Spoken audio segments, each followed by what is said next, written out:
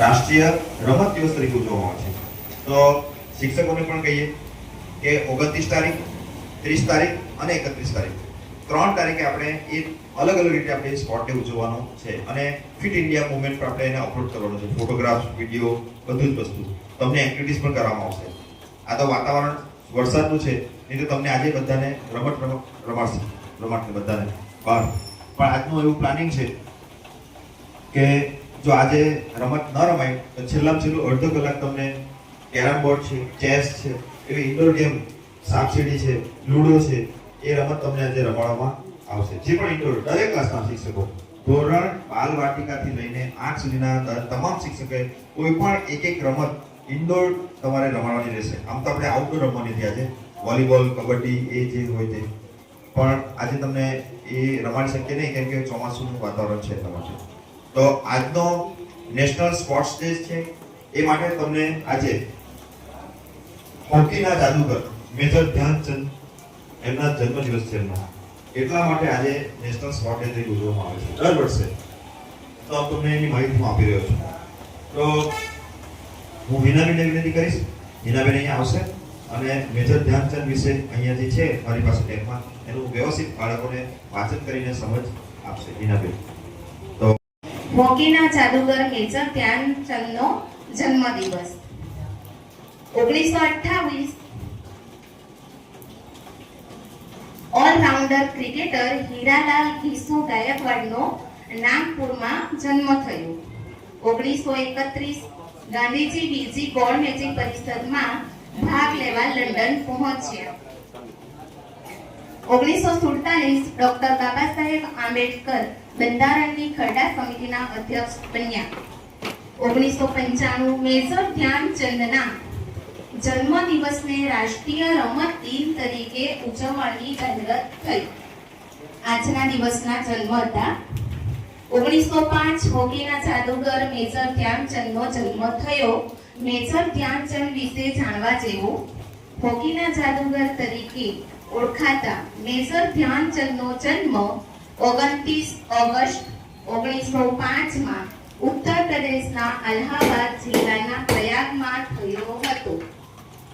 હોકીના જાદુગર તરીકે ઓળખાતા મેજર ધ્યાનચંદનો જન્મ 29 ઓગસ્ટ 1905 ઉત્તર પ્રદેશના અલ્હાબાદ જિલ્લાના પ્રયાગમાં થયો હતો। ધ્યાનચંદના પિતા સોમેશ્વર દત્તને અંગ્રેજ લશ્કરમાં સુબેદારની બદલીવાળી નોકરી હતી। તેના ભાગરૂપે ધ્યાનચંદ મધ્યપ્રદેશના ઝાંસીમાં 6 વર્ષ રહ્યા હતા। તેઓ બાળપણમાં લાકડાની દંડી અને કપડાના દડા વડે હોકી રમતા હતા। માત્ર 6 ચોપડી સુધી ભણી શકેલા ધ્યાનચંદ આર્થિક સંકળામણ દૂર કરવા માટે પિતાના પગલે લશ્કરમાં જોડાઈ ગયા હતા। ધ્યાનચંદનું મૂળ નામ ધ્યાનસિંહ હતું, પરંતુ હોકીના કોચ પંકજ રાયે તેમની રમતથી પ્રભાવિત થઈને ભવિષ્યવાણી પાકી કે હોકીમાં ધ્યાનસિંહનું નામ ચંદ્રની જેમ ચમકતું રહેશે। ત્યારબાદ તેમનું નામ ધ્યાનસિંહના સ્થાને ધ્યાનચંદ પાડ્યું।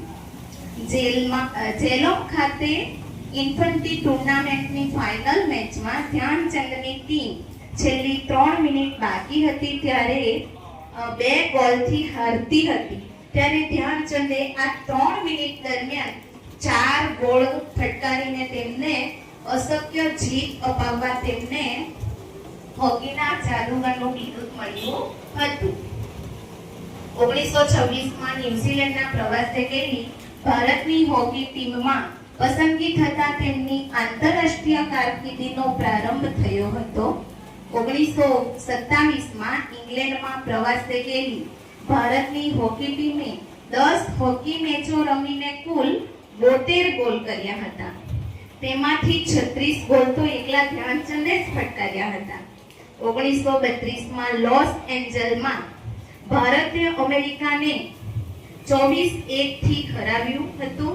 ત્યારે અમેરિકાના સમાચાર પત્રોમાં લખાયું હતું કે ભારતીય હોકી ટીમ પૂર્વથી આવેલ વાવાઝોડું હતું। 1935માં ભારતની હોકી ટીમ ફરી ન્યુઝીલેન્ડના પ્રવાસે ગઈ।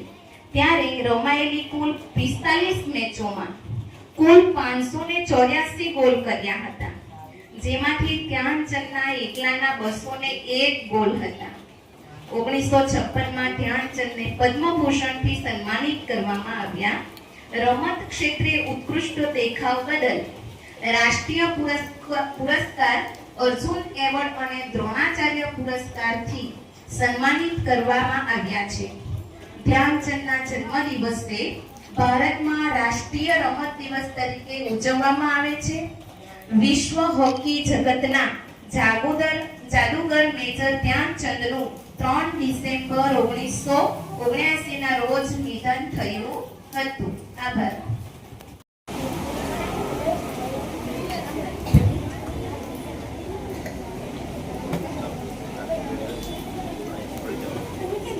હું પ્રતિજ્ઞા લઉં છું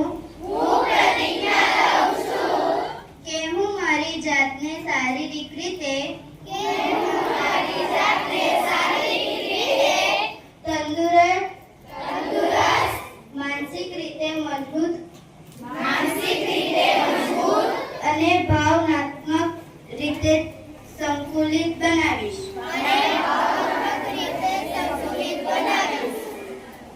હું મારા પરિવાર અને મિત્રોને દરરોજ રમવા અને રમતગમત અને તંદુરસ્તીની પ્રવૃત્તિઓમાં ભાગ લેવા માટે પ્રોત્સાહિત કરીશ. હું જે પણ રમત રમું છું તેમાં શ્રેષ્ઠતા, સન્માન અને મિત્રતાના ઓલિમ્પિક મૂલ્યોને આત્મસાત કરવાનો પ્રયાસ કરીશ. જય Hind. Will make myself physically fit, mentally strong and emotionally balanced. I will encourage my family and friends to participate in sports and fitness activities every day. I will strive to embody the Olympic values of excellence, respect and friendship in every sport. Thank you. Qatar, Italy. Qatar, બરાબર છે. કતારમાં ક્યાં યોજાયો હતો? Team number 4, basketball કયા દેશમાં શોધાયો? Basketball કયા દેશમાં શોધાયો? America, Canada, England, Germany. સાચો જવાબ અમેરિકા. 64માં ટીમ નંબર 5 कौन बनेगा करोड़पति? સરસ. રાષ્ટ્રીય રમત દિવસ ક્યારે ઉજવવામાં આવે છે મમતા? 29મી ઓગસ્ટ. સરસ. 29મી ઓગસ્ટ. તાળી પાડો. ટીમ નંબર 4 નો પહેલો સવાલના 1-5 લખજો. ચાલો હવે આવશે ટીમ નંબર 5 મિતાલી રાજ. રાષ્ટ્રીય રમત દિવસ કોની યાદમાં ઉજવવામાં આવે છે? જો હું ઓપ્શન પણ મારી પાસે છે, તમારે કેવું તો ઓપ્શન બોલાવજો મારી પાસે. બોલાવું કે જાતે જવાબ આપવાનો છે? જો જાતે જવાબ આપવામાં તમે જરાક બી એમ તો ખોટું કરશો તો માર્ક્સ કપી લેશે. બોલો ઓપ્શન જુઓ.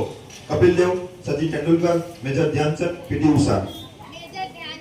મેજર ધ્યાનચંદ. Very nice. હવે ટીમ નંબર 1. મેજર ધ્યાનચંદ કઈ રમતમાં પ્રખ્યાત હતા? ઓપ્શન બોલું. ઓપ્શન બોલવાને પેલા બાકીને ખબર ન પડે ને. Cricket, hockey, football, kabaddi. Hockey. સરસ. ફાઇન. ચાલુ કરો. Team number 1. Team number 1. ચાલો. હોકી જવાબ સાચો છે. ચોથી હવે ટીમ આવશે ટીમ નંબર 2. બરાબર ને? મેજર ધ્યાનચંદને કયા ઉપનામથી ઓળખવામાં આવે છે? હું બોલું છું ભાઈ જવાબ. ઓપ્શન: ક્રિકેટના દેવ, હોકીના જાદુગર, દોડના રાજા, બેડમિન્ટન સ્ટાર. શાબાશ. હોકીના જાદુગર. ભાઈ બાકી આવડે તમે ધ્યાન આપજો બેટા. તમને પણ આ પ્રશ્ન કામ લાગશે. હોકીના જાદુગર. ટીમ નંબર 4 નો 2 નો સાચો જવાબ છે. હવે છેલ્લે ટીમ નંબર 3 એનો છેલ્લો સવાલ પહેલા રાઉન્ડનો. મેજર ધ્યાનચંદે કેટલા ઓલિમ્પિક ગોલ્ડ મેડલ જીત્યા હતા? 1 2 3 કે 4? 3 સાચો જવાબ. ચાલો પહેલા રાઉન્ડના અંતે બધી ટીમના સ્કોર થાય છે 1-1-1-1. જોરદાર તાળીઓથી આપણે વધાવીએ.